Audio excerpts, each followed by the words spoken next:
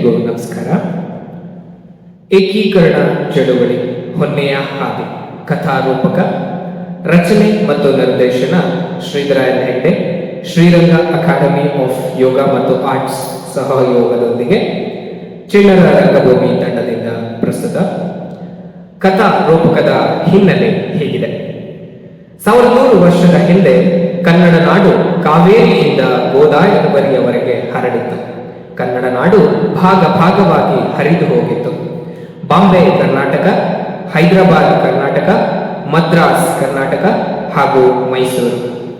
ಈ ವಿಭಜಿತ ಕರ್ನಾಟಕದಲ್ಲಿ ಬೇರೆ ಬೇರೆ ಭಾಷೆ ಇದ್ದುದರಿಂದ ವ್ಯವಹಾರ ಹಾಗೂ ವ್ಯಾಪಾರ ಬಹುದೊಡ್ಡ ತೊಂದರೆಯಾಗಿ ಪರಿಣಮಿಸಿತು.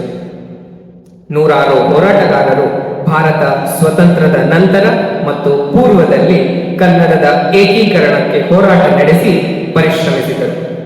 ಸ್ವಾತಂತ್ರ್ಯ ಪೂರ್ವದಿಂದಲೇ ಕರ್ನಾಟಕದ ಏಕೀಕರಣಕ್ಕೆ ಬಹಳ ಒತ್ತಾಯ ನಡೆದಿತ್ತಾದರೂ ಏಕೀಕರಣ ಚಳುವಳಿ ಪ್ರಸ್ತಾಪವಾಗಿ ಹಲವು ವರ್ಷಗಳ ಹೋರಾಟದ ನಂತರ ಕರ್ನಾಟಕದ ಏಕೀಕರಣ ಪ್ರತಿಫಲ ಪಡೆದು ವಿಶಾಲ ಮೈಸೂರು ಎಂದು ಕರೆಸಿಕೊಂಡು 1973 ನವೆಂಬರ್ 1ರಂದು ಕರ್ನಾಟಕ ಎಂದು ಮರುನಾಮಕರಣವಾಯಿತು. ಅದರ ಪೂರಕವಾಗಿ ಪ್ರಸ್ತುತಪಡಿಸುವ ಕಥಾ ರೂಪಕ ಕನ್ನಡ ಏಕೀಕರಣ ಚಿಣ್ಣರ ರಂಗಭೂಮಿಯಿಂದ 4 ಭಾಗಗಳಲ್ಲಿ ವಿಭಜಿತವಾಗಿದ್ದ ಕನ್ನಡ ನಾಡಿನ ಜನತೆಯಲ್ಲಿ ಹರಿದು ಹೋಗಿದ್ದ ಕನ್ನಡಿಗರ ಹೃದಯದಲ್ಲಿ ಒಂದೇ ಕನಸು ಮಾತ್ರ, ಅದೇ ಒಂದೇ ಕರ್ನಾಟಕ.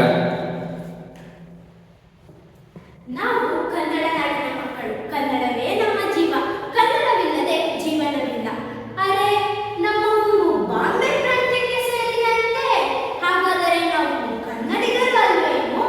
ಕನ್ನಡಿಗರು ಅಲ್ಲ ಎನ್ನುವುದು ವಿಷಯವಲ್ಲ. ಇದು ಆಡಳಿತ ಭಾಷೆ ಕನ್ನಡವಲ್ಲ, ವಿಸ್ತರಿಸಿ ಹೋದ ಭಾಷೆ ನಮ್ಮದಾಗಿ ಒಂದಾಗಬೇಕು.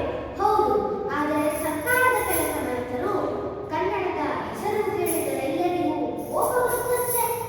ಮತ್ತಿನ್ನೇನು, ನಮ್ಮ ನಾಡಿನಲ್ಲಿ ಕನ್ನಡ ಅಲ್ಲದೆ ಬೇರೆ ಭಾಷೆಗೆ ಅವಕಾಶ ಮಾಡಿಕೊಟ್ಟಿದ್ದು ನಮ್ಮವರದೇ ತಪ್ಪು. ನಾವು ಕನ್ನಡ ಮಾತನಾಡುವ ಜನ. ನಮ್ಮ ಭಾಷೆ, ನಮ್ಮ ಸಂಸ್ಕೃತಿ ಎಲ್ಲ ಒಂದೇ. ಆದರೆ ನಾಡು ಬೇರೆ ಬೇರೆ ಆಡಳಿತದೊಳಗೆ ಬಂಧಿತವಾಗಿದೆ. ಇದು ನ್ಯಾಯವೇ? ಅರೆ ಲಕ್ಷ್ಮಿ, ಗೀತಾ, ಇದು ಅನ್ಯಾಯ. ಎಲ್ಲ ಕನ್ನಡಿಗರು ಒಂದಾಗಬೇಕು. ಏಕೀಕರಣದ ಹೋರಾಟ ಶುರು ಮಾಡೋಣ. ಇಲ್ಲಿಂದ ಹೋರಾಟದ ಪ್ರೇರಣೆ ಎಲ್ಲೆಡೆ ಪಸರಿಸಿ ಕನ್ನಡದ ಮೇಲಿರುವ ಪ್ರೀತಿ ಕಾಳಜಿ ಎಲ್ಲರನ್ನ ದಂಗೆ ಏಳುವಂತೆ ಮಾಡಿತ್ತಾದರೂ ಅನೇಕ ಜನರ ಸಮಾಧಾನ ಮತ್ತು ಕ್ರಾಂತಿಕಾರಿ ಹೋರಾಟದ ಶೈಲಿ ಎಲ್ಲರನ್ನ ಅವರೆಡೆಗೆ ಸೆಳೆದು ಕನ್ನಡ ನಾಡಿನ ಜನತೆಗೆ ಅರಿವು ಮೂಡಿಸುವ ಕಾರ್ಯಕ್ರಮ ಪತ್ರಿಕೆಯಲ್ಲಿ ಹಾಗೂ ಸಾರ್ವಜನಿಕ ಸಭೆಗಳಲ್ಲಿ ಜೋರಾಗಿಯೇ ನಡೆದಿತ್ತು. ಆಗೊಂದು ಸನ್ನಿವೇಶ ಹೀಗಿತ್ತು. ಅಣ್ಣ, ನಾವು ಧಾರವಾಡದಿಂದ ಮೈಸೂರಿನ ಸರ್ಕಾರಕ್ಕೆ ತಿಳಿಸೋಣ. ಏಕೀಕರಣ ಮಾತ್ರವೇ ನಮ್ಮ ಹಕ್ಕು. ತಿಳಿಸುವುದಷ್ಟೇ ಅಲ್ಲ, ಕನ್ನಡದ ಕಂಪನ್ನು ಎಲ್ಲೆಡೆ ಪ್ರಸರಿಸೋಣ. ನಮ್ಮ ಹೋರಾಟ ಶಾಂತಿಯುತವಾಗಿರಲಿ, ಆದರೆ ದೃಢವಾಗಿರಲಿ. ನಮ್ಮ ಧ್ವನಿ ಎಲ್ಲೆಡೆ ಕೇಳಿಸಲಿ. ಶಾಲೆಗಳಲ್ಲಿ ಮಕ್ಕಳಿಗೆ ಹೇಳಬೇಕು, ಕನ್ನಡ ಭಾಷೆ ನಮ್ಮ ಹಕ್ಕು. ಯುವಕರು, ಮಹಿಳೆಯರು, ರೈತರು ಎಲ್ಲರೂ ಸೇರಬೇಕು. ಗೀತಾ, ಆದರೆ ಒಂದು ವಿಷಯ ನೆನಪಿರಲಿ, ಕನ್ನಡದ ಏಕೀಕರಣಕ್ಕೆ ಎಲ್ಲ ಕನ್ನಡಿಗರು ಒಂದಾಗಬೇಕು. ಒಂದಾಗೋಣ. ಜೈ ಕರ್ನಾಟಕ ಮಾತೆ. ಜೈ ಕರ್ನಾಟಕ ಮಾತೆ. ಜೈ ಕರ್ನಾಟಕ ಮಾತೆ. ಜೈ ಕರ್ನಾಟಕ ಮಾತೆ. ನಾವೆಲ್ಲರೂ ಕನ್ನಡಿಗರು. ಕನ್ನಡ ಮಾತನಾಡೋಣ, ಕನ್ನಡ ಓದೋಣ, ಕನ್ನಡ ಕಲಿಯೋಣ.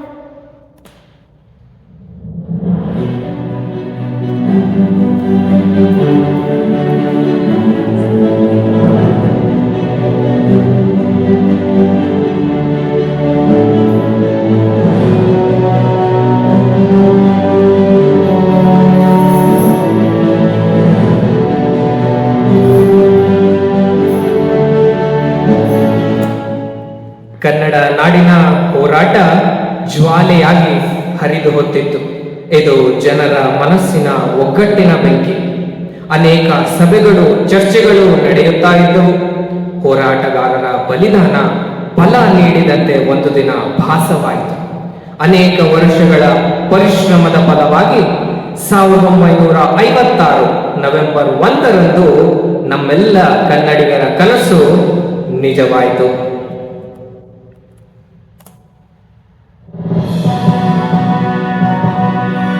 ಎಲ್ಲ ಕನ್ನಡ ಮನಸ್ಸುಗಳು ಒಂದಾಗಿ ನಿಂತಿದೆ. ಎಲ್ಲೆಡೆಯೂ ಕನ್ನಡದ ಕಂಪು ಹರಿದಾಡುತ್ತಿದೆ.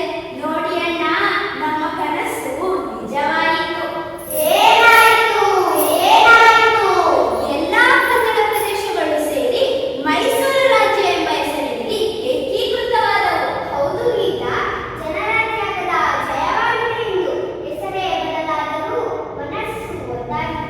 ನಂತರ ನಾವು ಈ ರಾಜ್ಯವನ್ನು ಕರ್ನಾಟಕವೆಂದು ಹೆಸರಿಸುತ್ತೇವೆ. ನಮ್ಮ ನಾಡು ಈಗ ಒಗ್ಗಟ್ಟಿನ ಪ್ರತೀಕ.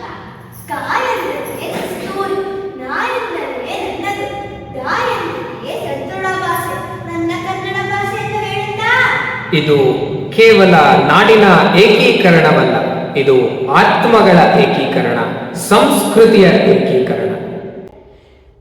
ಏಕೀಕರಣದ ಹೋರಾಟ ಮುಗಿದರೂ ಅದರ ಸಂರಕ್ಷಣೆ ನಮ್ಮ ಕರ್ತವ್ಯ. ಕನ್ನಡ ಮಾತನಾಡೋಣ, ಕನ್ನಡ ಓದೋಣ, ಕನ್ನಡದಲ್ಲಿ ಹೆಮ್ಮೆ ಪಡೋಣ. ಅಷ್ಟೇ ಅಲ್ಲ ಲಕ್ಷ್ಮಿ, ಕನ್ನಡವನ್ನು ಉಳಿಸಿ ಬೆಳೆಸೋಣ. ಮುಂದೆ ಬರುವ ಪೀಳಿಗೆಗೆ ಕನ್ನಡವನ್ನು ಉಡುಗೊರೆಯಾಗಿ ನೀಡೋಣ.